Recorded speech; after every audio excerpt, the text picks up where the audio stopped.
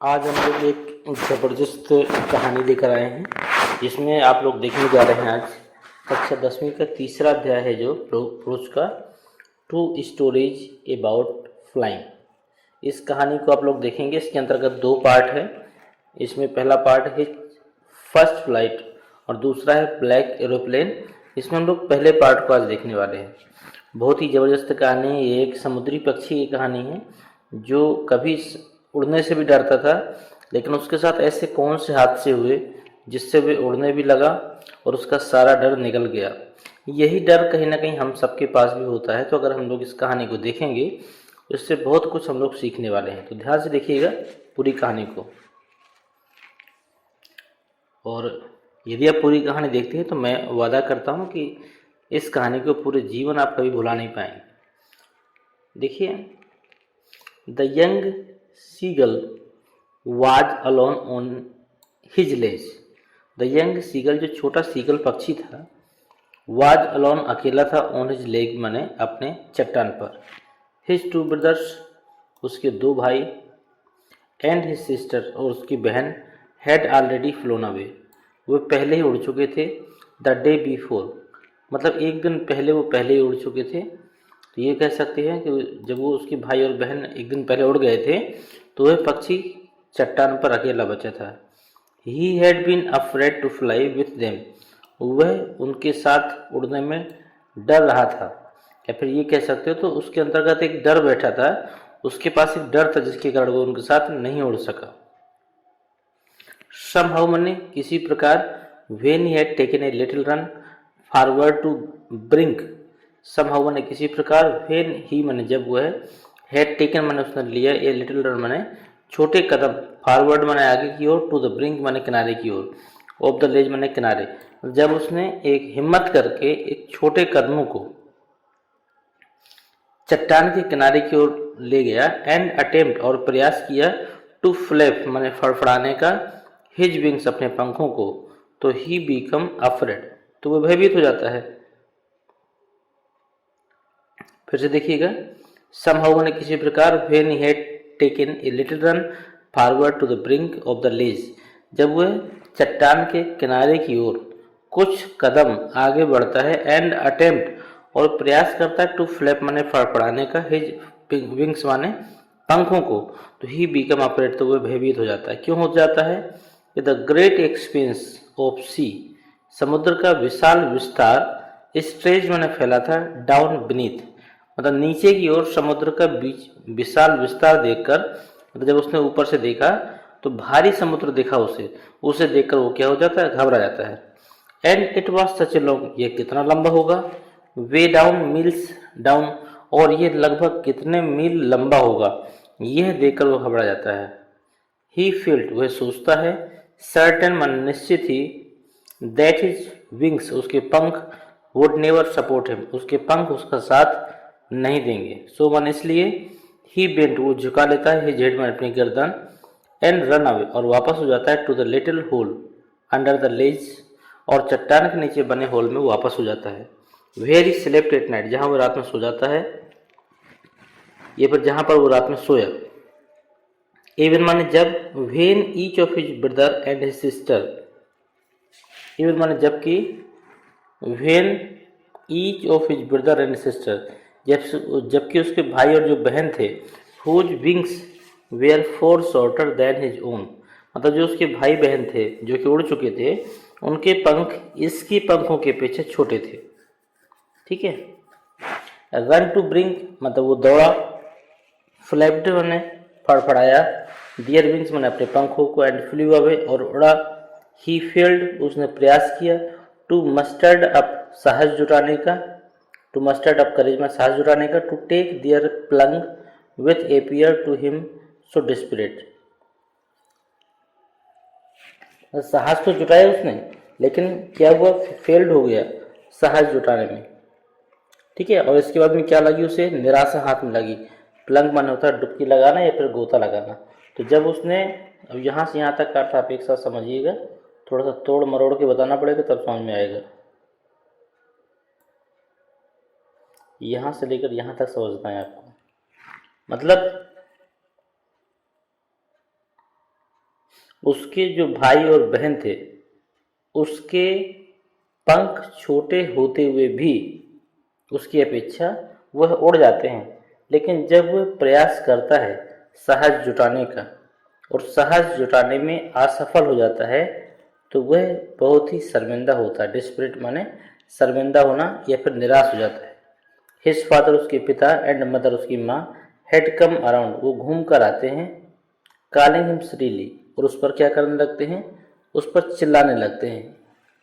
श्रीली माने होता है जोर जोर से चीखने लगते हैं। अप ब्राइडिंग हिम उसको डांटने लगते हैं, एंड थियरटिंग और उसको चेतावनी दे देते हैं, to let him starve on his ledge कि वो उसको उस चट्टान पर अकेला छोड़ देंगे, अनलेस ही फ्लाई अवे यदि वह उड़ता नहीं है तो वह उसको अकेला ही उस चट्टान पर मरने के लिए छोड़ देंगे या फिर ऐसे छोड़ देंगे। बट माइंड लेकिन फॉर द लाइफ में जीवन में ऑफ हिम उसने अपने ही कुड नॉट मूव लेकिन वह अपने जीवन के लिए एक कदम भी नहीं उठा पाए। इसका मतलब ये कह सकते हैं आप बट से लेकर आगे का समझिएगा, लेकिन वो अपने जीवन के लिए गति नहीं कर पाया तो इसका मतलब ये निकाल सकते हैं कि वह अपने जीवन बचाने के लिए अब भी वह साहस जुटा नहीं पाया कि उड़ने का प्रयास करे। दैट वॉज 24 आवर एगो 24 घंटे पहले की बात थी। Since then nobody had come near him कि उसके पास कोई भी नहीं आया था। द डे बिफोर एक दिन पहले, ऑल डे माने पूरा दिन। ही हैड वॉच्ड वह देखता रहा हिज पेरेंट्स में अपने माता पिता को, फ्लाइंग माने उड़ते हुए, about with his brother and sister अपने भाई और बहन के साथ में, परफेक्टिंग माने जो सिखा रहे थे, दे माने उनको, in the art of flight माने उड़ने की कला, जो माता पिता थे उसके भाइयों को उड़ने की कला सिखा रहे थे। टीचिंग देम सिखा रहे थे उनको, how to skim the waves कि लहरों के साथ कैसे तैरा जाता है, एंड हाउ टू डाइव और फिश और कैसे मछलियों पर डुबकी लगाई जाती है। ही हैड इन फैक्ट जो वास्तव में, सीन हिज ओल्डर उसने वास्तव में अपने भाई को देखा, ओल्डर ब्रदर में भाई को देखा, कैच हिज फर्स्ट हियरिंग पहली बार हियरिंग मछली पकड़ते हुए देखा, एंड डिवोरेट और निगलते हुए देखा, स्टैंडिंग ऑन अ रॉक जो कि चट्टान पे खड़ा था। व्हाइल मैंने जब हिज पेरेंट्स सर्कल्ड अराउंड जबकि उसके जो माता पिता थे वो सर्कल्ड मैंने चक्कर लगा रहे थे, रेजिंग ए प्राउड केकले और उस पर कूदते हुए, मतलब जो भाई था उसका, जो सीगल नाम का पक्षी है उसका भाई क्या था, मछली को उठाकर खा रहा था और उसके माता पिता उसके चारों ओर कूदते हुए, मतलब प्राउड गर्व करते हुए कूदते हुए उसके चारों ओर चक्कर लगा रहे थे। एंड ऑल द मॉर्निंग और पूरी सुबह, द होल फैमिली मैंने पूरा परिवार, हैड वॉक मैंने टहलता रहा, अबाउट ऑन द बिग पैथू मैंने बड़े पठार पर, मिडवे माने मध्य में, बड़े पठार के मध्य में टहलता रहा, डाउन द अपोजिट उसके दूसरी तरफ, क्लिप डाउन चढ़ाते रहे हिम माने उसको, विथ हिज कावर्डिस और उसकी कायरता के लिए सभी लोग उसको चढ़ाते रहे या फिर उसकी कायरता के लिए सभी लोग उस पर व्यंग करते रहे।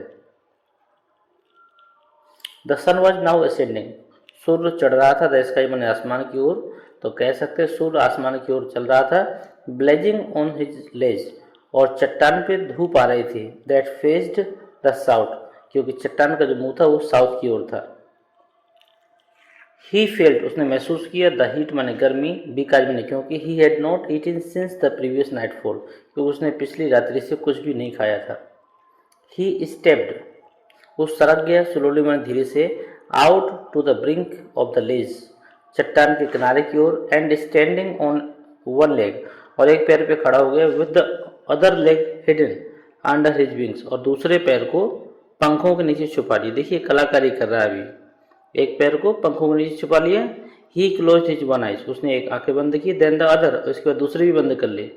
देखिए कुछ चित्रों के माध्यम से समझाया गया है। ये आपका पक्षी है सीगल पक्षी, इसको समुद्री मुर्गा भी बोलते हैं। एंड प्रिटेंडेड और बहाना बनाया, टू बी फॉलिंग अस्लीप और सोने का बहाना बनाया। अस्लीप माने होता है सोने का, प्रिटेंडेड माने होता है बहाना बनाया। Still they took no notice of him लेकिन उस पर अब भी किसी ने ध्यान नहीं दिया। ही सा उसने देखा, हिज टू ब्रदर्स अपने दोनों भाइयों को, एंड हिज सिस्टर और अपनी बहन को, लेइंग माने आराम करते हुए, ऑन द पैथियो माने पठार पे, डोजिंग माने ऊँघते हुए, with their heads sunk into their necks उन्होंने अपने सर को गर्दन पे झुका के रख लिया था और पठार पे वो लोग क्या कर रहे थे, ऊँग रहे थे या नींद ले रहे थे। पैथी माने होता है पठार, डोजिंग माने ऊँगते हुए।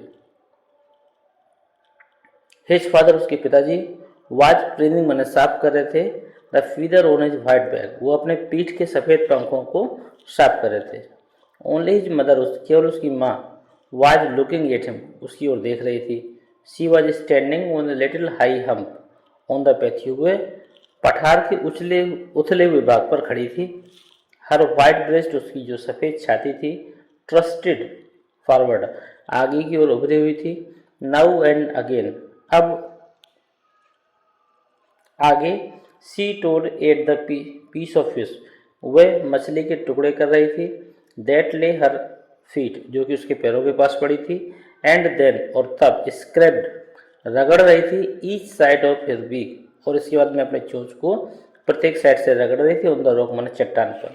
अब आप सोचते होंगे कि जो पक्षी होते हैं खाने के बाद में चट्टान पे चोंच क्यों रगड़ते हैं, तो मैं बता दूं कि जब वो खाने को लेते हैं तो चोंच मार मार के लेते हैं, इससे चोंच जो है उनकी पेनी कम हो जाती है, इसलिए वो रगड़ रगड़ के उसको पेना करते हैं। द साइट माने दृश्य ऑफ द फूड माने भोजन का दृश्य देखकर मैडन माने पागल हो रहा था। हिम माने वह, भोजन का वह दृश्य देखकर वह पागल हो रहा था। How he loved to tear food that way, वो किस प्रकार से उस खाने को पाए। और स्क्रैपिंग माने रगड़े, हिज बीक माने अपने चोंच को, now and again to whet it, और किस प्रकार वह रगड़ के अपने चोंच को धारदार बनाए। यहाँ पे ये कह सकते हो कि यहाँ पे वो कल्पना कर रहा है कि शायद उससे भोजन मिल जाए और फिर वो भी इसी प्रकार से अपनी चोंच को रगड़ के तेज करे। इसके बाद देखिएगा, स्क्रैपिंग उन्हें रगड़ना होता है। गा गा गा पक्षियों की आवाज़ है। अब मैं भी नहीं जानता हूँ इसका मतलब क्या है, और आपको मालूम हो तो आप कमेंट बॉक्स में ज़रूर बताइएगा। तो ये पक्षी है जो सीगल है, वो आवाज़ करता है गा गा गा। ही क्राइड, उसने चिल्लाया, बेगिंग माने मांगते हुए, हर माने उससे, to bring him some food, मतलब वो सीगल पक्षी अपनी माँ से कुछ खाना मांग रहा है। तो माँ कहती है गाओ गाओ कोल आ, ये उसकी माँ की तरफ से आवाज़ है। अब ये भी नहीं जानता मैं इसका मतलब क्या है, क्योंकि पक्षी क्या बोलते हैं उसकी भाषा मुझे नहीं मालूम है। अगर आप लोग बता सके तो ज़रूर बताइएगा, मुझे खुशी होगी कमेंट बॉक्स में। चलिए कोई बात नहीं, आगे देखते हैं। सी स्क्रीम्ड बैक डाइवर्सली, मतलब उसने स्क्रीम्ड बैक। अब आप स्क्रीम्ड को ये कह सकते हैं कि उसने गुस्सा करते हुए, या फिर ये चिल्लाते हुए उस पर दोहराई, या फिर पागल होते हुए भी उसने उसको कहा। क्या कहा? डेरिसिवली, इसका मतलब है कि वो चिल्लाते हुए उससे बोली गाओ कोल आ, उसने चिल्लाते हुए कहा। क्या कहा होगा? तो आप कह समझ सकते हैं कि वो यही कहना चाहती होगी कि अगर तुम उड़ लेते तो तुम्हारी यह स्थिति ना होती, लेकिन तुम नहीं उड़ पा रहे हो इसलिए तुम इस स्थिति में हो। तो इस तरह उसने कुछ डांटा होगा, कल्पना कर सकते हैं हम लोग। But he kept calling plaintively, लेकिन वो केप्ट कॉलिंग माने लगातार पुकारता रहा। प्लेंटिवली माने दुखों से, मतलब वो दुख से पीड़ित होकर लगातार पुकारता रहा, क्योंकि भूखा था इसलिए वो लगातार पुकारता रहा। एंड आफ्टर ए मिनट, और एक मिनट बाद, और सो लगभग, he uttered A joyful scream, वह खुशी से झूम उठता है। अटर्ड जॉयफुल स्क्रीम का मतलब वह खुशी से झूम उठता है। क्यों उठता है झूम? His mother had picked up a piece, कि उसकी माँ ने एक पीस उठाया, ऑफ ए फिश माने मछली का, and was flying across him with it, और उसे लेकर उसके पास आने लगी, या फिर आ रही थी, इसलिए वह उसको देख के चलाने लगा। ही लीन्ड आउट, वह झुक गया। देखिए चित्र को समझ लीजिएगा, ये बैठा हुआ है ये चित्र, ये आपका सीगल पक्षी है, उसकी माँ है। देखिए माँ यहाँ आकर रुक जाती है, ठीक है, जानबूझकर रुक जाती है ताकि तुम झुको, और झुकोगे तो गिर जाओगे, गिरोगे तो उड़ने का प्रयास करोगे। ठीक है, तो फिर आगे क्या होता देखते हैं। ईगरली, वह उत्सुकता से झुका। टैपिंग द रोप माने चट्टान पे पटका, विथ हिज फीट माने अपने पैरों को। Trying to get nearer to her, और उसके पास पहुंच गया। As she flew across, as माने वह, सी फ्लू अक्रॉस, वह फ्लू माने उड़ी, एक्रॉस माने उस पार या फिर ये उड़कर उसके पास पहुंच गई। बट माई लेकिन when she was just opposite to him, लेकिन जैसे वो उसके सामने थी तो शी हेल्टेड, तो वह रुक जाती है। हर विंग्स मोशनलेस, उसके जो पंख होते हैं गतिहीन हो जाते हैं। The piece of his fish, जो पीस उसका मछली का था, इन हर बीक में उसकी चोंच में, almost within reach of it beak, उसकी चोंच से कुछ ही दूर पर रह जाता है। ही वेटेड, वह प्रतीक्षा करने लगता है। ए मोमेंट इन सरप्राइज, वो आश्चर्य में होकर प्रतीक्षा करने लगता है कि why she did not come near, कि वह पास क्यों नहीं आ रही है। मतलब माँ पास में तो आई लेकिन इतना पास नहीं आई कि वो पीस उसको मिल जाए, अभी भी वो दूर थी। तो इसलिए वह अचंभे में पड़ जाता है कि क्या बात है, क्यों रुक गई है। देन माने तब, मैडंड माने पागल होकर, बाई हंगर माने भूख से, ही डाइव्ड एट ए फिश, तो मछली की ओर डाइव माने छलांग लगा देता है। विथ ए लाउड स्ट्रीम, और जोर आवाज के साथ में, सी फेल, वो गिर जाता है, आउटवर्ड्स एंड डाउनवर्ड्स, आगे की ओर और नीचे की ओर, इनटू द स्पेस माने खाली जगह में। देख लीजिएगा यहाँ पे ये चट्टान है, इसके नीचे खाली जगह है, जैसे छलांग लगाता है तो आगे और नीचे की ओर गिर जाता है।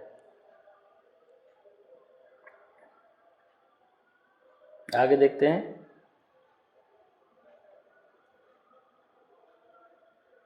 विथ, यहाँ से, देन ए मोन्स्टर टेरर, तब एक राक्षसी भय, सीज्ड माने कह सकते हैं कि हृदय में जो भय बैठ जाए, सीज कर जाए, वो कैसे समझ सकते हैं। सीज्ड हिम, तब ये राक्षसी भय उसके अंदर आ जाता, मतलब कूदता है तो मछली का टुकड़ा तो मिला नहीं, लेकिन वो समुद्र की ओर गिरने लगा, इसलिए एक भय उसके दिल में बैठ जाता है। And his heart stood still, और उसका हृदय ठहर जाता है।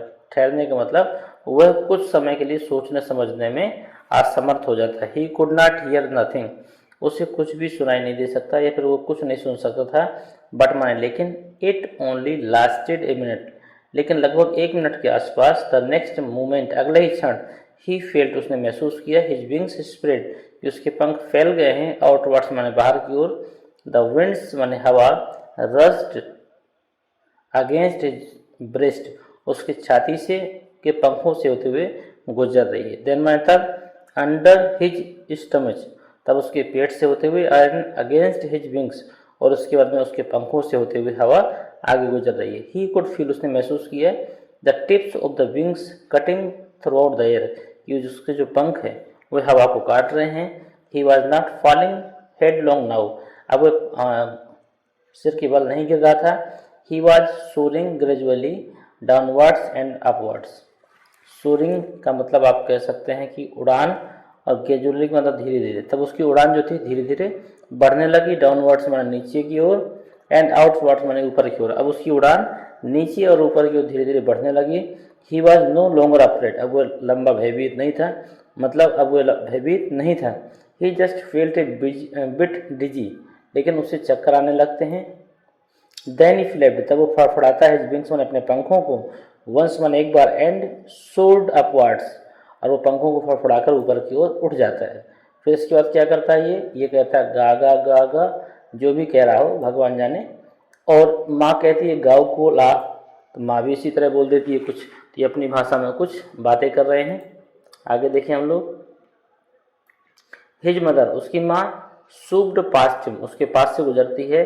हर wings make a loud noise, उसके पंखे तेज आवाज करते हैं। ही आंसर्ड हर, वह भी उत्तर देता है, विथ अनदर स्क्रीम, अलग अंदाज में, अलग आवाज में वह भी उत्तर देता है। देन हिज फादर, तब उसके पिता, फ्लू ओवर हिम स्क्रीमिंग, तब उसके पिताजी उसके ऊपर से, स्क्रीमिंग माने उड़ान भर जाते हैं।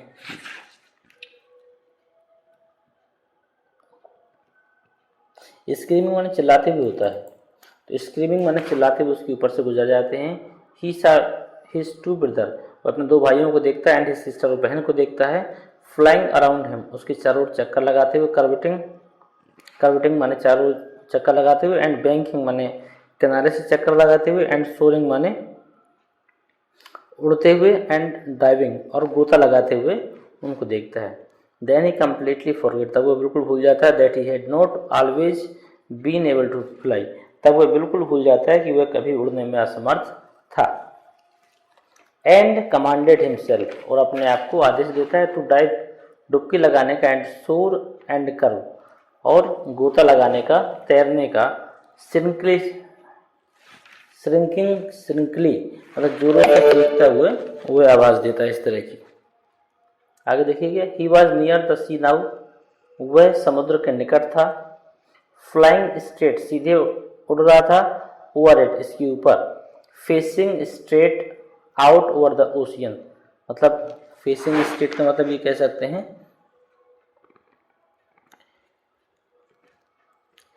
फेसिंग का मतलब देखना, स्ट्रेट माने सीधा, आउट ओवर द ओशियन मतलब समुद्र को सीधा देख रहा था।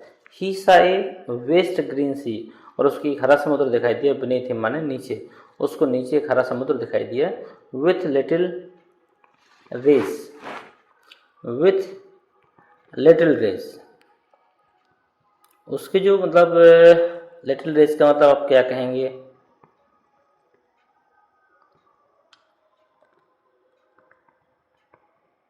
रेस का मतलब टीले कह सकते हैं आप। विथ लिटिल रेज मतलब जो छोटे छोटे टीले थे, जब आप लोग समुद्र में देखते हैं या फिर नदी तालाबों में देखें तो छोटे छोटे से कहीं ना कहीं टीले निकले होते हैं, तो उन्हीं का मतलब है यहाँ पर कि जो छोटे छोटे टीले थे, मूविंग ओवर, उसके ऊपर गति कर रहे थे, नदी के ऊपर या समुद्र के ऊपर। तो गति नहीं करते हैं, आपने को लगता है ऐसे, तो हम लोग ये कह सकते हैं कि छोटे छोटे टीले गति कर रहे थे। इट मन इस पर, and he turned his beak sideways and cawed amusedly, और वह प्रसन्न होकर उन पर क्या कर रहा था, कूकने लगा था। काउड माने होता है कूकने लगना। अब वो मतलब इतना खुश था कि उन टीलों को देख देख कर प्रसन्न हो रहा था और उस पर कूक रहा था। हिज पेरेंट्स, उसके माता पिता, एंड हिज ब्रदर, उसके भाई बहन, ब्रदर एंड सिस्टर भाई बहन, हैड लैंडेड माने उतर गए, on the green flooring ahead of him, उसके सामने एक हरे भरे घास के मैदान पर वो उतर जाते हैं। दे वेर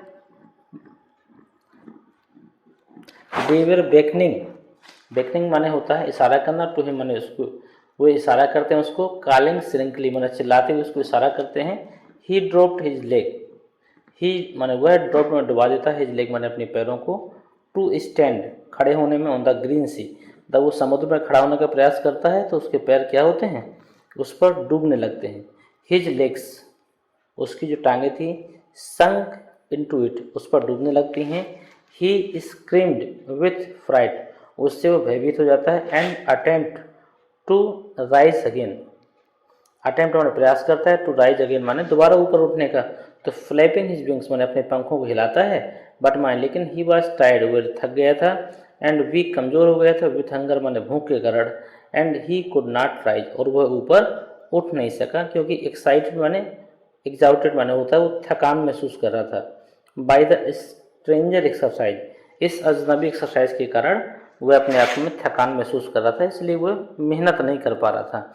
हिज फीट माने उसके पैर, संक इनटू द ग्रीन सी, उस हरे भरे समुद्र में डूब जाते हैं। एंड देन, और तब, हिज बेली टच्ड इट, तब उसका जो पेट है उस पर टकरा जाता है। And he sank no further, and he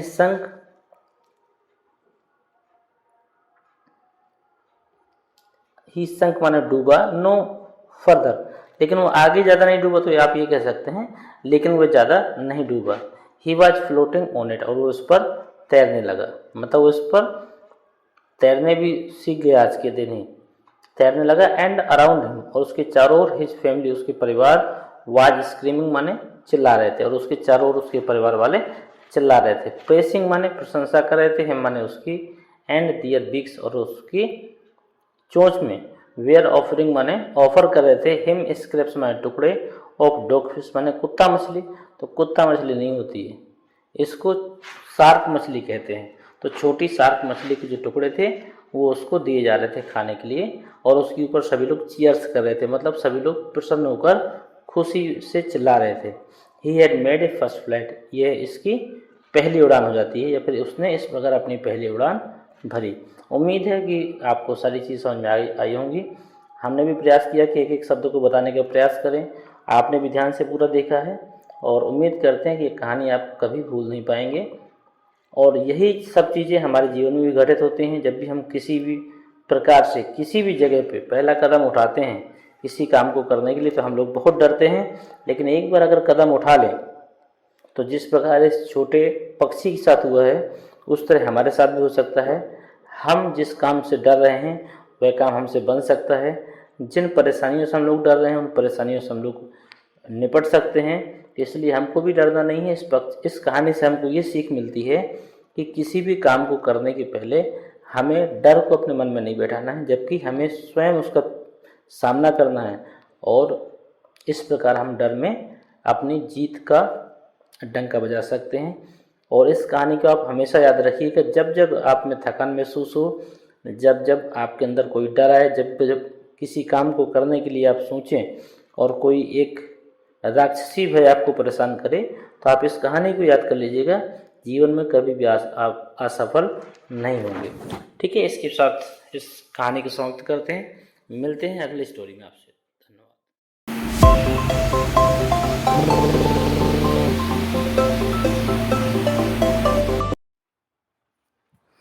Dev classes में सभी छात्रों का हार्दिक स्वागत है। आज के इस नए वीडियो लेक्चर में आप लोग देखेंगे 2 स्टोरीज अबाउट फ्लाइंग की दूसरी कहानी को। इसकी पहली कहानी को हमने इसके पहले वीडियो में आपको बताया है, और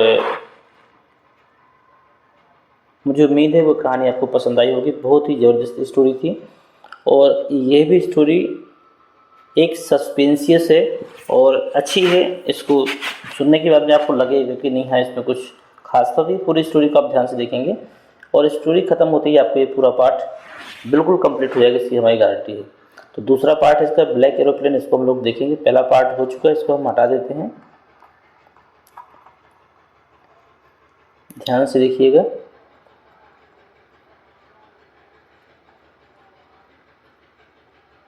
ये यहाँ से देखिएगा, द मून माने चंद्रमा was coming up in the east. जो चंद्रमा था वाज कमिंग अप माने ऊपर की ओर उठ रहा था, इन द ईस्ट माने पूर्व से। जो चंद्रमा था पूर्व से उठ रहा था, बिहाइंड मी माने मेरे पीछे। जो चंद्रमा था वो मेरे पीछे पूर्व से ऊपर की ओर उठ रहा था। एंड स्टार्स, और जो तारे थे, were shining in the sky, in the clear sky, और जो तारे थे वो स्वच्छ आकाश में चमक रहे थे। एबव मी, मेरे ऊपर। इसका अर्थ पूरे का क्या निकलेगा यहाँ से लेकर यहाँ तक, कि रात्रि के समय, यहाँ से हम बोले रात्रि के समय जो चंद्रमा था वो पूर्व से ऊपर उठ रहा था, मेरे पीछे पूर्व से ऊपर उठ रहा था, और जो स्वच्छ आकाश में तारे थे वो मेरे ऊपर चमक रहे थे। There was not a cloud in the sky, एक भी बादल आकाश में नहीं था। I was happy to be alone, मैं प्रसन्न हो रहा था। टू बी अलोन माने अकेला होने के कारण, हाई अप माने ऊपर, एवं द स्लीपिंग कंट्री साइड मतलब सोए हुए देहात के ऊपर से निकलने में, मतलब जब सभी लोग, कंट्री साइड में होता है देहात या गांव कह सकते हैं, तो जब देहात के सभी लोग सोए हुए होंगे तो उनके ऊपर से जब मैं अकेला निकल रहा था तो इसलिए मैं वहाँ पर बहुत प्रसन्नचित था। आई वॉज फ्लाइंग, मैं उड़ा रहा था। माई ओल्ड डकोटा एरोप्लेन, मैं अपना पुराना डकोटा एरोप्लेन को उड़ा रहा था। ओवर फ्रांस बैक, ओवर माने ऊपर, फ्रांस माने फ्रांस के ऊपर से उड़ा रहा था। बैक टू इंग्लैंड, जब मैं इंग्लैंड से वापस हो रहा था। तो आप यहाँ पर क्या कह सकते हैं कि जब मैं इंग्लैंड से लौट रहा था या फिर लौटते वक्त अपने पुराने हवाई जहाज को फ्रांस के ऊपर से उड़ाकर ले जा रहा था। आई वॉज ड्रीमिंग, मैं स्वप्न देख रहा था। माई हॉलीडे मैंने अपने छुट्टियों के। एंड लुकिंग फॉरवर्ड, और आगे की ओर, to being with my family, जब मेरे परिवार मेरे साथ में होगा। तो आप ये कह सकते हैं I was dreaming of my holiday and looking forward to being with my family. तो इसका मतलब ये हुआ कि मैं छुट्टियों का स्वप्न देख रहा था जब मेरा परिवार मेरे साथ होगा। I looked at my watch, मैंने घड़ी की ओर देखा तो I looked at my watch, मैंने घड़ी की ओर देखा तो कितना बजा हुआ था, 1:30 इन द मॉर्निंग, सुबह का 1:30 बजा था। अब सुबह का 1:30 का मतलब ये ना मान लीजिएगा कि दिन का 1:30, क्योंकि दिन के 1:30 के वक्त में अगर आप देखेंगे तो कहीं ना कहीं आफ्टरनून हो जाता है। ठीक है। तो सुबह का 1:30 का मतलब ये रात्रि का ही समय है, अभी वो आसमान में था जब उसने अपनी घड़ी को देखा तो क्या कह रहा है कि सुबह के 1:30 बजे हुए थे, 1:30। आई शुड कॉल, मुझे फ़ोन कर लेना चाहिए पेरिस कंट्रोल रूम, पेरिस की कंट्रोल सून ना होना चाहिए, ठीक है, सून है तो भी चलेगा, पेरिस कंट्रोल सून। आई थॉट, मैंने सोचा कि मुझे पेरिस के कंट्रोल रूम में जल्द ही फ़ोन कर लेना चाहिए। कंट्रोल रूम में फ़ोन क्यों करना होता है? ताकि वहाँ से हमको दिशा का अंदाज़ा लग जाता है कि मुझे कहाँ कितने डिग्री पे मुड़ना है, या फिर कुछ अन्य जानकारियाँ होंगी, जो भी होता होगा तो ये वहाँ से जानकारी मिल जाती हैं। तो उसने कहा मुझे पेरिस के कंट्रोल रूम में फ़ोन जल्दी कर लेना चाहिए। As I looked down past the nose of the aeroplane, as I looked, जब मैंने देखा, down past the nose, nose माने होता है नाक, ठीक है, ऑफ द एरोप्लेन माने एरोप्लेन की, जब मैंने एरोप्लेन की नाक को देखा, तो एरोप्लेन की नाक नहीं होती है, लेकिन एरोप्लेन का जो आगे का हिस्सा आगे की ओर निकला हुआ होता है बाहर की ओर, उसको नाक बोला गया है।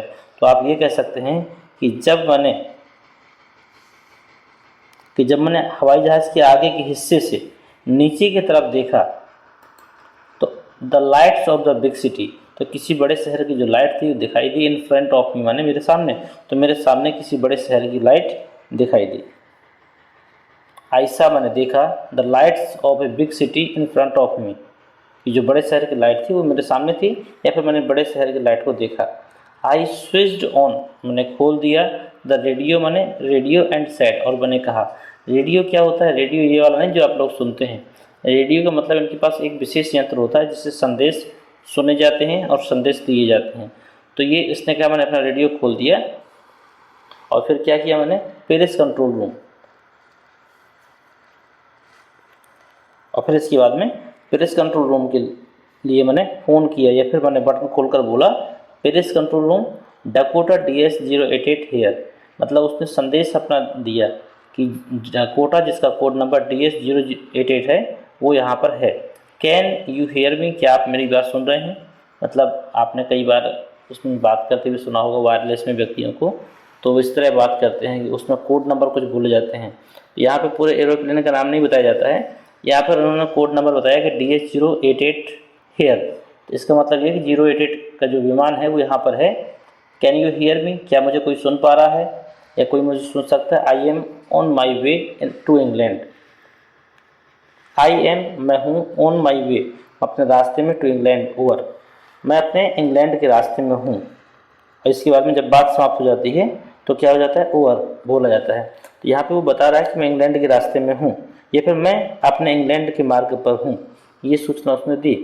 तो this the voice from the radio answered me immediately, तो जो आवाज़ थी फ्रॉम द रेडियो मैंने रेडियो की, आंसर्ड मी इमिडिएटली, वहाँ से तुरंत एक आवाज़ आती है, क्या आती है? DS088 I can hear you, मैं आपको सुन सकती हूँ या सुन सकता हूँ। यू और टू टर्न, तुम्हें टर्न लेना चाहिए 12 डिग्री वेस्ट, तुम्हें वेस्ट की ओर, ठीक है, तुम्हें वेस्ट की ओर मतलब दक्षिण की ओर, सॉरी पश्चिम की ओर कितने डिग्री के लिए मुड़ना चाहिए? 12 डिग्री, लगभग 12 डिग्री मुड़ जाना चाहिए DS088 ओवर। मतलब वहाँ से संदेश क्या मिला है कि DS088 मैं आपको सुन सकती हूँ, यू और टू टर्न 12 डिग्री, तो आपको यहाँ पर कितने डिग्री? 12 डिग्री मुड़ जाना चाहिए, किस तरफ की ओर? पश्चिम की ओर मुड़ जाना चाहिए, और वहाँ से इस बात को समाप्त हो जाता है। इसको एक बार और देख लें अगर आप कहें तो, the voice from the radio answered, the voice मैंने जो आवाज़ थी, फ्रॉम द रेडियो, रेडियो की जो आवाज़ थी, आंसर्ड मैंने उससे उत्तर मिला, मी मैंने मुझे, इमीडिएटली मैंने तुरंत। क्या उत्तर मिलता है? DS088 की जो डकोटा के जो भी व्यक्ति हैं, आई कैन हियर यू, मैं आपको सुन सकती हूँ, you are to turn 12 degree west, तुम्हें पश्चिम की ओर 12 डिग्री मुड़ जाना चाहिए, DS088 ओवर। इसके बाद वो बात समाप्त हो जाती है। आगे है, आई चेक्ड मैंने चेक किया, द मैप मैंने नक्शे को, एंड द कंपास मैंने कंपास को, switched over to my second, और इसके बाद क्या किया? स्विच्ड ओवर मैंने चालू कर दिया, to my second and last fuel tank, और इसके बाद मैंने आकर दूसरे और अंतिम फ्यूल टैंक को चालू कर दिया। मतलब जैसे हम लोग जितनी भी गाड़ियाँ रखते हैं उनमें कहीं ना कहीं एक पेट्रोल टंकी होती है। तो जो ऐसे साधन होते हैं जैसे जो समुद्र में चलते हैं या फिर जो हवा में चलते हैं, तो वहाँ पर तो कोई पेट्रोल टैंक या टंकी होगी नहीं। तो ऐसे साधनों में एक से अधिक टैंक होते हैं कि अगर एक समाप्त हो जाए तो रिजर्व में हम दूसरी टंकी को स्टार्ट कर सकें। तो यहाँ पर वही बताया गया है, ये उसका जो पहला टैंक था वो समाप्त हो गया था लगभग, तो उसने कहीं ना कहीं स्विच्ड ओवर माई सेकेंड, तो उसने अपने सेकेंड टैंक को ओपन कर दिया एंड लास्ट टैंक, और ये उसका लास्ट टैंक भी था। एंड टर्न, और मुड़ गया the Dakota 12 degree waste towards England, और जो डकोटा एरोप्लेन था वह इंग्लैंड से पश्चिम की ओर 12 डिग्री मुड़ गया। I shall be time for breakfast. Breakfast का मतलब नाश्ता होता है, या फिर ये कह सकते हो कि आई शैल बी इन टाइम, मुझे समय पे पहुंचना है। फॉर ब्रेकफास्ट माने ब्रेकफास्ट के लिए। आई थॉट, मैंने सोचा, एक गुड बिग इंग्लिश ब्रेकफास्ट, कि यह एक अच्छा इंग्लिश ब्रेकफास्ट है। तो कोई अंग्रेज़ों का खाना होगा जो भी इंग्लिश ब्रेकफास्ट में रखते होंगे ये लोग। तो उसने सोचा कि ये गुड और बिग इंग्लिश ब्रेकफास्ट, ये एक अच्छा और इंग्लिश ब्रेकफास्ट है, इसलिए मुझे समय पे पहुंचना है। एवरीथिंग वाज गोइंग वेल, सब कुछ बढ़िया था। I was an easy flight, ये मेरी बहुत ही आसान सी उड़ान थी, ये कह सकते हैं। यहाँ से समझ लीजिएगा, I shall be in time for the breakfast, मैं नाश्ते के लिए समय पर पहुँच जाऊँगा। आई थॉट, मैंने सोचा, a good big English breakfast, एक बढ़िया अंग्रेजी नाश्ता होगा ये। एवरीथिंग माने प्रत्येक वस्तु, ये सब कुछ। वाज गोइंग वेल, सब कुछ बढ़िया थी। It was an easy flight, और यह एक आसान सी उड़ान थी। तो यहाँ तक अर्थ हो गया आपका। आगे देखिएगा, Paris was about 150 kilometre behind me, Paris मेरे से 150 किलोमीटर पीछे छूट चुका था। Where I saw the clouds, जब मैंने बादलों को देखा तो पेरिस मेरे से 150 किलोमीटर पीछे छूट चुका था। स्टॉर्म क्लाउड्स, ये जो बादल कैसे थे, स्टॉर्म माने तूफानी बादल थे, ये जो बादल कैसे थे, तूफानी थे। देयर वेर ह्यूज, ये बहुत बड़े थे। दे लुक्ड, ये प्रतीत हो रहे थे, लाइक ब्लैक माउंटेन, ये काले पर्वत की तरह प्रतीत हो रहे थे। स्टैंडिंग माने खड़े थे, इन फ्रंट ऑफ मी माने मेरे सामने, अक्रॉस द स्काई माने पूरे आकाश में। मतलब ये जो बादल थे यह पर्वतों की तरह मेरे सामने खड़े हुए थे, जो कि पूरे आसमान में थे। आई न्यू, मैं जानता था, I could not fly up and over them, मैं जानता था, आई कुड नॉट फ्लाई, मैं नहीं उड़ सकता हूँ, अप माने ऊपर, एंड ओवर देम माने इनके ऊपर से मैं नहीं जा सकता हूँ। इसका मतलब ये है कि यदि आपके सामने कोई तूफान आ जाए तो एक आपके पास दो रास्ते होते हैं, या तो तूफान के साइड से उड़ जाइए, या तो तूफान के ऊपर या नीचे से उड़ जाइए। तो यही कह रहा था कि I can not fly up and over them, मैं इसके ऊपर से नहीं उड़ सकता। And I did not have enough fuel, क्योंकि मेरे पास पर्याप्त फ्यूल नहीं है। टू फ्लाई मैंने उड़ने के लिए, अराउंड देम मैंने उनके चारों ओर से, टू द नॉर्थ और साउथ। नॉर्थ साउथ का मतलब ये होता है कि उत्तर या दक्षिण से भी अगर हम सोचें कि हम घूम के निकल जाएं तो भी वहाँ से जाने के लिए भी मेरे पास पर्याप्त ईंधन नहीं है। ना तो मैंने ऊपर से गुजर सकता, ना मैं अगल बगल से गुजर सकता हूँ। तो वही बात कह रहा है कि आई न्यू, मैंने जानता हूँ, I could not fly up and over them, मैंने ऊपर से नहीं जा सकता हूँ। I did not have enough fuel to fly around them, मैंने के अगल बगल से भी नहीं जा सकता हूँ। टू द नॉर्थ और साउथ, नॉर्थ और साउथ के तरफ से भी मैं यहाँ नहीं जा सकता, मतलब उत्तर और दक्षिण से भी अगर मैं सोचूं तो मैं वहाँ से भी नहीं निकल सकता हूँ। I ought to go back Paris, मुझे पेरिस वापस हो जाना चाहिए। आई थॉट, मैंने सोचा कि मैं पेरिस वापस चला जाऊँ। बट मैं, लेकिन I wanted to get home, लेकिन मैं घर पहुँचना चाहता था। I ought to go back to Paris, मैं पेरिस वापस हो जाऊँ क्या, या फिर मैं पेरिस वापस हो जाऊँ। आई थॉट, मैंने सोचा, बट मैंने, लेकिन I wanted to get home, मैं घर जाना चाहता था। आई वांटेड दैट ब्रेकफास्ट, और मैं ब्रेकफास्ट चाहता था, मतलब जो भी इंग्लिश ब्रेकफास्ट सोचा गया है तो मुझे वो चाहिए था, इसलिए मुझे जाना था। आई शैल टेक द रिस्क, मैंने क्या किया, रिस्क माने होता है खतरा, मोल ले लिया, मैंने खतरा ले लिया या फिर मैंने जोखिम ले लिया। आई थॉट, मैंने सोचा, एंड फ्लू, और उड़ गया दैट ओल्ड डकोटा, अपने पुराने डकोटा को लेकर स्टेट माने सीधा इनटू द स्टोर माने तूफान में, और मैं डकोटा मतलब अपने एरोप्लेन को लेकर सीधे उस तूफान के अंदर चला गया। इनसाइड द क्लाउड्स मैंने बादलों के भीतर एवरीथिंग वाज सडनली ब्लैक, सब कुछ काला हो गया था। It was impossible to see anything outside, और बाहर की किसी भी वस्तु को देखना मुश्किल हो गया था। द एरोप्लेन की, तो वहाँ मतलब तूफान के अंदर घुसने के बाद में मैं एरोप्लेन से बाहर की किसी भी वस्तु को देखने में सक्षम नहीं था। द ओल्ड एरोप्लेन जंप्ड, जो पुराना एरोप्लेन था वो जंप माने कूदा, and twisted in the air, जो पुराना एरोप्लेन था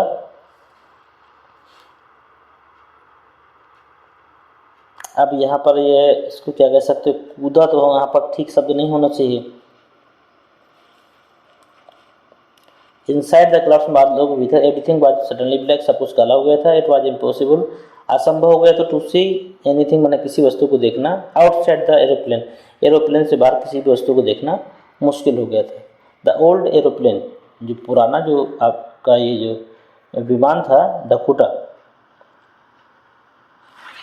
वो क्या कर रहा था, जंप्ड माने उछल रहा था, एंड ट्विस्टेड, ट्विस्टेड का मतलब आप कह सकते हो डोलना। हाँ, तो ये जो एरोप्लेन था ये तूफान के अंदर उछल कूद रहा था एंड डोल रहा था इन द एयर माने हवा में। तो इसका अर्थ ये निकाल सकते हैं, जो मेरा विमान था डकोटा विमान था वह तूफान में फंसने के बाद में उसका संतुलन बिगड़ रहा था, ऐसा कह सकते हैं। आई लुक्ड, मैंने देखा, एट द कंपास, और मैंने इसके बाद कंपास को देखा, तो आई कुड नॉट बिलीव, तो मुझे विश्वास नहीं हुआ। एक बार मैं इस चित्र को दिखा दूँ आपको। ये देखिए इस प्रकार का ये कुछ विमान था जिसमें ये लड़का बैठा हुआ है, और सामने देखिए कितना भयंकर तूफान आपको दिख रहा है। तो इस तरह का कुछ इसके साथ हादसा हुआ होगा जिसकी बताने का प्रयास कर रहा है। तो इसने क्या कहा कि I looked at the compass, मैंने कंपास की ओर देखा, आई कुड नॉट बिलीव, मुझे विश्वास नहीं हो रहा था, माई आइज माने मेरी आंखों को, तो कंपास को देखकर मेरी आंखों को विश्वास नहीं हुआ कि द कंपास वाज टर्निंग, जो कंपास की सुई थी वाज टर्निंग राउंड, गोल गोल घूम रही थी, एंड राउंड, और लगातार गोल गोल घूम रही थी। इसका मतलब क्या हुआ, इट वाज डेड, ये मर गया था, इसका मतलब ये खराब हो गया था। आई वुड नॉट वर्क, ये काम नहीं कर रहा था। द अदर इंस्ट्रूमेंट, जो अन्य उपकरण थे, वे आर सडनली डेड, वो भी अचानक खराब हो जाते हैं। टू माने भी, अचानक उपकरण भी ऑटोमेटिक खराब हो सकते हैं, हो जाते हैं। आई ट्राइड द रेडियो, मैंने रेडियो के लिए ट्राई किया कि मैं उससे संपर्क करूं, कहाँ पर, पेरिस कंट्रोल, पेरिस कंट्रोल को मैं संपर्क करूं, तो पेरिस कंट्रोल मैंने दोबारा आवाज़ दिया, Paris control room, can you hear me, क्या आप मेरी बात सुन पा रहे हो। देयर वाज नो आंसर, तो उसके पास कोई उत्तर नहीं मिला। The radio was dead too, radio भी मर गया था, तब रेडियो का भी सब कुछ डिस्टर्ब हो गया था, या फिर कह सकते हो रेडियो ने काम करना बंद कर दिया था। आई हैड नो रेडियो, मेरे पास अब कोई रेडियो नहीं था। नो कंपास, दूसरा कंपास नहीं था। एंड आई कुड नॉट सी, और मुझे कुछ भी नहीं दिख रहा था। वेयर आई वाज, जो मेरे पास हो। I was lost in the storm, मैं तूफान में खो गया था। देन मैं तब in the black clouds quite near me, black clouds, then मैं तब इन द ब्लैक माने काला, क्लाउड्स में बदल, क्वाइट नियर मी, मेरे नज़दीक आया। तो आई सा अनदर एरोप्लेन, तो मुझे क्या देखा, एक दूसरा एरोप्लेन दिख गया। मतलब उसने कहा कि जब ये काला बदल मेरे पास आया तो मैंने क्या देखा वहाँ पर, एक दूसरा एरोप्लेन था। इट हैड नो लाइट, इसमें कोई प्रकाश नहीं था। ऑन इट्स विंग माने उसके पंखों में, मतलब एरोप्लेन के पंखों में बत्तियाँ लगी होती हैं जो जलती बुझती रहती हैं, तो इसमें कह रहा कि इसमें कोई भी प्रकार का प्रकाश नहीं था। I could see the pilot face, मैंने पायलट का चेहरा देखा। टर्न्स टुवर्ड्स मी, जिसने मेरी तरफ अपना चेहरा कर लिया था। आई वाज वेरी ग्लैड, मैं बहुत प्रसन्न हो गया। टू सी मैंने देखकर, अनदर पर्सन मैंने दूसरे व्यक्ति को, मतलब कहीं ना कहीं आप मुसीबत फंसे हों और एक से दूसरा व्यक्ति अगर दिख जाए तो वहाँ पर अपने को हिम्मत मिल जाती है। तो उसने कहा कि एक बड़ा बादल मेरी तरफ आया, लेकिन उस बड़े बादल में अचानक मुझे एक एरोप्लेन दिखा, उसमें बैठे हुए व्यक्ति को देखकर मुझे प्रसन्नता हुई। आई ही लिफ्टेड वन हैंड, उसने लिफ्टेड मैंने उठाया, वन हैंड मैंने एक हाथ, एंड वेव्ड, और घुमा दिया। इसका मतलब कह सकते हैं कि उसने अपना हाथ उठाया और मुझे क्या किया, मुझे पुकारने लगा, या फिर ये कह सकते हो उसने मेरी ओर के लिए वो हाथ उठाया था ताकि वो मेरी मदद कर सके। ही लिफ्टेड वन हैंड, उसने एक हाथ उठाया, एंड वेव्ड, और उसे हिलाया। मतलब संकेत दिया कि आप इस तरफ आओ। फॉलो मी मैंने मेरा पीछा करो, मतलब उसने कहा, दूसरा एरोप्लेन उसने देखा था, उसने कहा फॉलो मी मेरा पीछा करो। ही वाज सेइंग वो कह रहा था फॉलो मी मेरा पीछा करो। ही नोज वह जानता था दैट आई एम लॉस्ट कि मैं खो चुका हूँ। आई थॉट मैंने सोचा he is trying to help me कि ये मेरी मदद कर रहा है। तो ही टर्न हिज एरोप्लेन तो उसने अपने एरोप्लेन को घुमा लिया। स्लोली माने धीरे से, टू द नॉर्थ माने नॉर्थ की ओर, उत्तर की ओर। उसने क्या किया, अपने एरोप्लेन को नॉर्थ की ओर घुमा लिया। In front of my Dakota मेरे डकोटा एरोप्लेन के सामने उसने उत्तर की ओर अपने एरोप्लेन को घुमा दिया। सो माने इस प्रकार that it would be easier for me to follow him. ठीक है, इसके बाद में क्या है, इसलिए घुमाया था ताकि उसके पीछे पीछे चलना आसान हो सके। ही turn his aeroplane slowly in that उसने उत्तर की ओर अपने विमान को घुमा लिया। In front of my Dakota मेरे डकोटा के सामने। सो माने इस प्रकार that it would be easier इस प्रकार आसान हो गया था। फॉर मी माने मेरे लिए, टू फॉलो माने उसका पीछा करना। इसका मतलब आप ये कह सकते हैं कि जब उसने अपने विमान को मेरे विमान के आगे लगा दिया और उत्तर की ओर घुमा लिया तो मुझे उसका पीछा करना और भी आसान हो गया था। आई वॉज वेरी हैप्पी मैं बहुत प्रसन्न था। To go behind the strange aeroplane इस अजनबी एरोप्लेन को देखकर लाइट एंड ओबीडियंट चाइल्ड एक बच्चे की तरह, तो एक बच्चे की तरह मैंने जब उस एरोप्लेन को देखा तो उस एरोप्लेन के बिहाइंड मैंने पीछे हो गया। लिखा है ना, आई वॉज वेरी हैप्पी मैं बहुत प्रसन्न हुआ। टू गो माने जाने में, बिहाइंड माने पीछे, द स्ट्रेंज एरोप्लेन इस अजनबी एरोप्लेन के साथ, लाइक एन ओबीडियंट चाइल्ड। तो यहाँ तक आप अर्थ ये निकाल सकते हैं, एक आज्ञाकारी बच्चे की तरह मैंने अपने एरोप्लेन को उसके एरोप्लेन के पीछे लगा दिया। आफ्टर हाफ एन आवर लगभग आधे घंटे के बाद में, द स्ट्रेंज ब्लैक एरोप्लेन वह जो अजनबी काला एरोप्लेन था, वाज स्टिल देयर अब भी वहीं पर था। इन फ्रंट ऑफ मी मैंने मेरे सामने, इन क्लाउड्स मैंने बादलों में। मतलब आधे घंटे के बाद भी, लगभग आधे घंटे के बाद भी वह जो विचित्र विमान था मेरे सामने था। नाउ मैंने अब there was only enough fuel अब उसके पास केवल इनफ माने पर्याप्त रूप में इतना पेट्रोल बचा था या फिर इतना ईंधन बचा था। इन द ओल्ड डकोटा मैंने पेट्रोल गलत बोल दिया, पेट्रोल नहीं डलता इसमें। There was old enough fuel वहाँ पर इतना पर्याप्त मात्रा में फ्यूल बचा था। इन द ओल्ड डकोटा माने पुराने डकोटा में, लास्ट टैंक वो अंतिम टैंक भी, टू फ्लाई माने उड़ेगा, फॉर 5 और 10 मिनट मोर। मतलब उसने कहा कि मेरे पास अब इतना सीमित मात्रा में ईंधन बचा था कि उससे सिर्फ 5 या 10 मिनट तक ही डकोटा को उड़ाया जा सकता है। I was starting to feel frightened again. I was starting मुझे स्टार्ट हो गया, तो फील मैंने महसूस होना, फ्राइटेंड माने भय, अगेन मैंने दोबारा, मतलब मैं दोबारा भयभीत होना प्रारंभ हो गया या फिर मुझे दोबारा से भय लगने लगा। बट माई लेकिन देन ही स्टार्टेड लेकिन तब ही स्टार्टेड वो उसने शुरू कर दिया, टू गो डाउन माने नीचे की ओर जाना, and followed through out the storm. तब उसने क्या किया, अचानक वो बादलों से क्या होने लगा, अचानक आई केम मैं गया, आउट माने बाहर, ऑफ द क्लाउड्स माने बादलों के, एंड सा इसके ऊपर वाली अभी लाइन बाकी है आपकी। बट माई लेकिन देन ही स्टार्टेड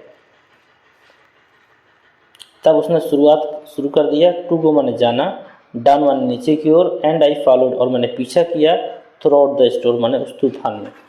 मतलब ये कह सकते हो कि अभी मैं ये बात सोच ही रहा था तभी उस विमान ने नीचे की ओर जाना प्रारंभ कर दिया और मैंने उसका अनुकरण किया या फिर मैंने उसका पीछा किया।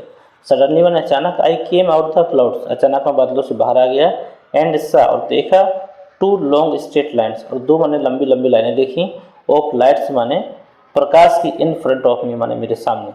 और जैसे ही मैं बादलों से बाहर आया तो मैंने क्या देखा कि मेरे सामने 2 प्रकाश की लंबी लंबी लाइनें बनी हैं। इट वाज ए रनवे यह रनवे है।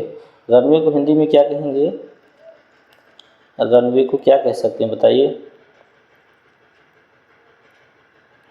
रनवे को रनवे ही रहने दीजिए, हवाई पट्टी कहते हैं वैसे, रनवे के रनवे रहने दीजिए क्योंकि पढ़ने में अच्छा लगता है।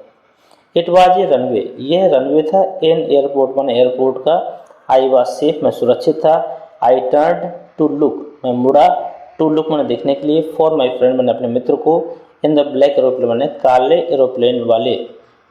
एरोप्लेन वाले मित्र को देखने के लिए जब मैं मुड़ा, but the sky was empty लेकिन आकाश खाली था, देयर वॉज नथिंग देयर वहाँ पर कुछ भी नहीं था, the black aeroplane was gone काला जो एरोप्लेन था वाज गॉन मैंने जा चुका था, I could not see it anywhere मुझे यह कहीं पर भी दिखाई नहीं दिया, आई लैंडेड का माने होता है मैं उतरा, ठीक है, मतलब जब कोई आसमान से विमान धरती में उतरता है तो उसको लैंड कहा जाता है, तो आई लैंडेड मैं उतरा, एंड वाज नॉट सॉरी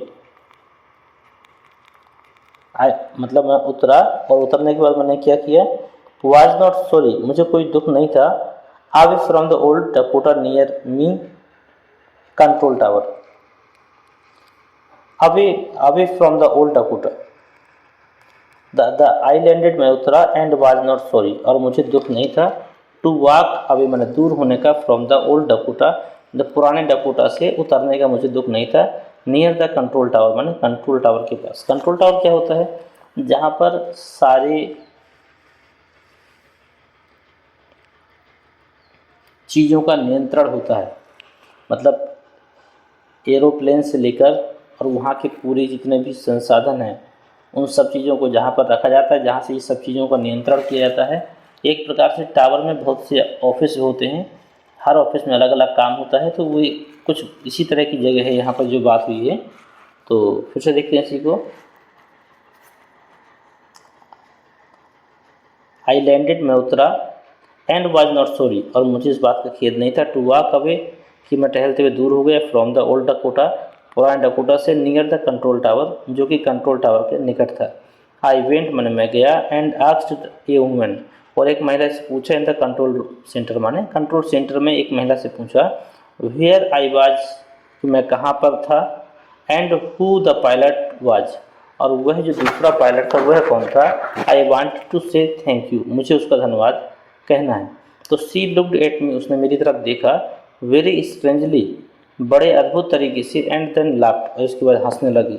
मतलब वो जो महिला थी जिससे ये बात कर रहा था उस महिला ने पहले इनको देखा विचित्र तरीके से और इसके बाद में हंसने लगी और क्या बोली, अनदर एरोप्लेन दूसरा aeroplane, up there in the storm ऐसे तूफान में ऊपर दूसरा एरोप्लेन, नो अदर नहीं है ये फिर नहीं था, aeroplane was flying tonight आज रात्रि में कोई भी एरोप्लेन ऊपर नहीं था, yours was the only one एकमात्र आपका ही विमान अकेला था, I could see on the radar जिसे मैंने राडार में देखा है, मतलब मैंने जो राडार में देखा है तो सिर्फ एक ही विमान दिख रहा था इस तूफान में, वह विमान आपका था, इसके अलावा कोई भी दूसरा विमान ऊपर नहीं था। सो वन इसलिए, हु हेल्प्ड मी इस प्रकार मेरी मदद किसने की, to arrive there safely without a compass और ए रेडियो जिसने बिना किसी कंपास और बिना किसी रेडियो के सुरक्षित सेफली माने सुरक्षित लैंडिंग करवा दी, and without any more fuel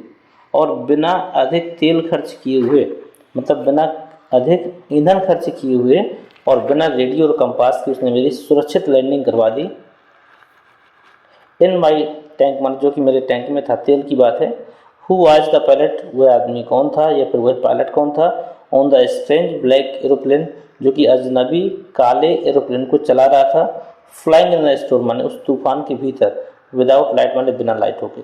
इस पूरे का अर्थ आप कह सकते हैं, सो माने इसलिए कौन मेरी मदद कर रहा था, किसने बिना कंपास रेडियो और बहुत कम ईंधन में सुरक्षित लैंडिंग करवा दी, वह पायलट कौन था, वह अजनबी एरोप्लेन कौन था, फ्लाइंग इन द स्टॉर्म माने जो उस तूफान में उड़ रहा था, विदाउट लाइट उसमें किसी भी प्रकार की लाइट नहीं थी। तो उम्मीद करते हैं कि चीज़ें समझ में आ गई होंगी। अध्याय यहीं तक है और पूरे अध्याय से ये निष्कर्ष नहीं निकला कि आखिर वह एरोप्लेन किसका था, वह एरोप्लेन था या नहीं था, कि सिर्फ उसके मन का एक भ्रम था या वास्तव में कोई था या फिर कोई देवदूत वगैरह था या फिर कौन था, मतलब कि कुछ भी पता नहीं चला। तो यहीं तक आपका यह अध्याय है और उम्मीद करते हैं चीज़ें समझ में आ गई होंगी। मिलते हैं आपसे अगले चैप्टर में एक नए पाठ की समरी और नए प्रश्नोत्तर के साथ।